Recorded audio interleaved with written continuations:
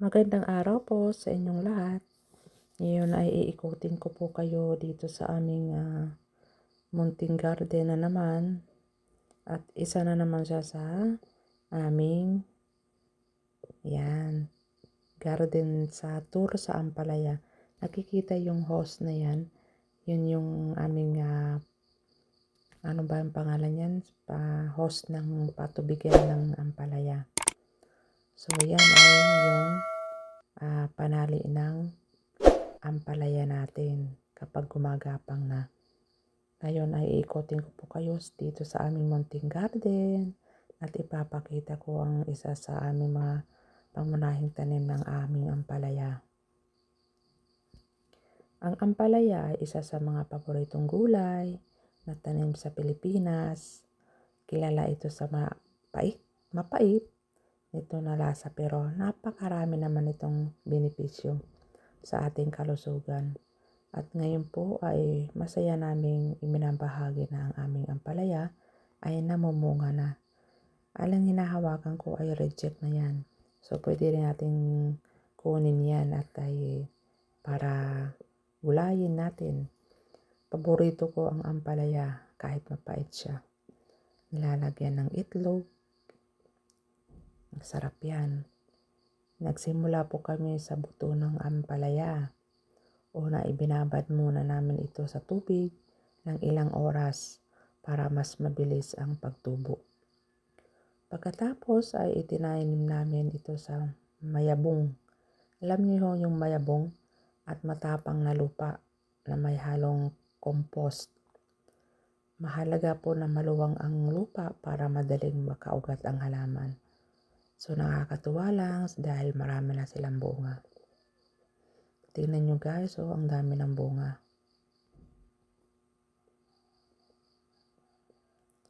Pagkatapos ay itinanim namin ito sa mayabong at matapang na lupa na may halong compost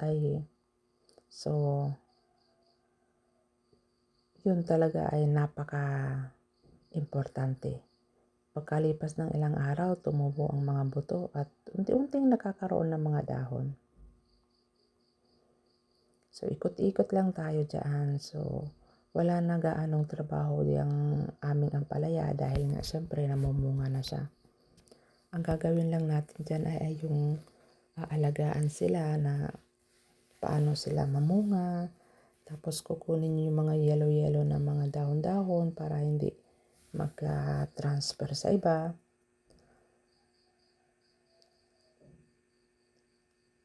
So, yung yung ampalaya namin, kailangan din diligan.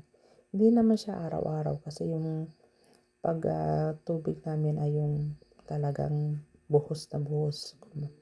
Every 3 days.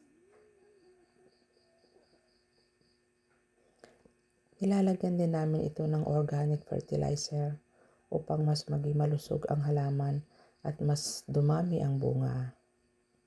So, yung host na yan ay yung yung pagpatubig. Nakikita nyo guys, yung lupa niya ay basa dahil nagpatubig kami. Tingnan nyo guys, di ba? Yan yung host.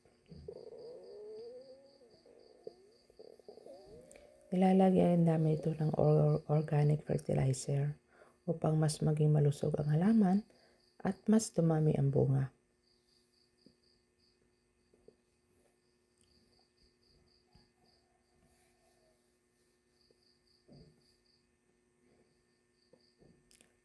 Regular din namin tinatanggal ang mga damo sa paligid para hindi maagawan ang sustansya ng aming ampalaya.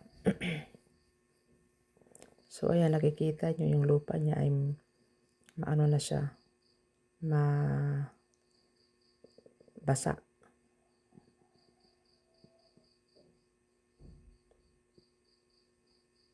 Di ba yung mga dahon-dahon niya ay mga yellow-yellow. So, tinatanggal ko yan pag pumunta ako dyan. Hindi na ako pumupunta ng everyday dyan. Ang pinofocus ko yung mga maliliit na mga yung mga tinanim ko na sili, talong. Yun ang pinofocus ko dahil maliliit pa lang.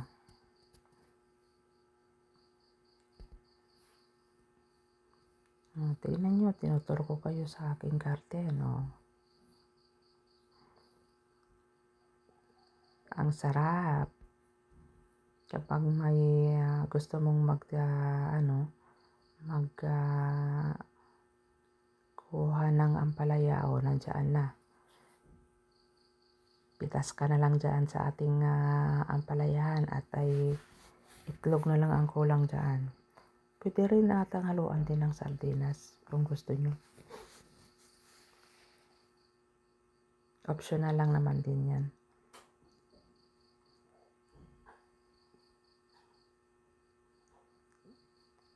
Ang dami niyang bunga guys. Tingnan nyo.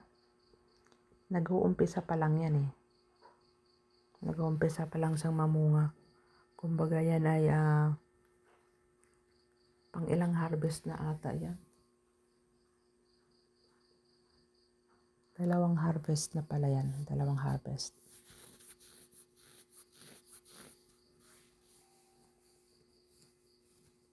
Yeah, di ba? Ang ganda niya.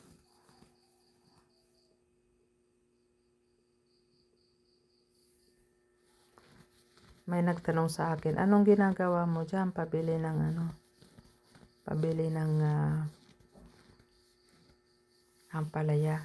Sabi ko na sprayan yan. Spray lang pala din yan, yung ampalaya.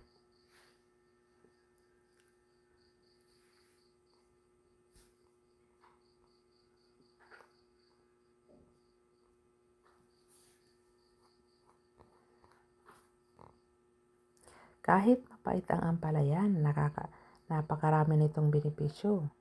Nakakatulong sa pagkontrol ng blood sugar, mayaman sa vitamin at sustansya, buti para sa ating kalusugan, di ba? Bukod nito, nakakatulong din ang pagtatanim dahil nakakatipid tayo at sigurado tayong sariwa ang ating kinakain.